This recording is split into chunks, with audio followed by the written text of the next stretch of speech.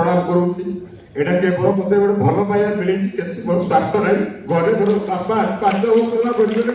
तो 3-3टा पिला तू केवल कला को भल पाए मो गाँ छोटिया गाँ कला पथर बाकी चर्चिका माटी आसी छोटिया गाँ बाली पहाड़ से गाँव मो जन्म से सृष्टि कर आज मो गाँव आज राजधानी राजभवन में मो चर्चा बांटुची आज मंच पवित्र माटी मु विशेष देवी विवेकानंद सार महोदय को एत भल पाइबा निबिड़ भल पाइबा मुझे परिवार जोड़ी होती आज केवल कलाकार को देखी देखी आज आपण पाखे मु प्रिय हो पारि कि कहूनी केवल आपण को भल पाइबा मो मला जाके एमती मु आपण सहित थी रही आगामी दिन में यात्रा श्री तुषार सदा रही आउ कि कहूनी फुलबाणी आसी यात्रा देखा यात्रा दर्शक मान उत्साहित करवा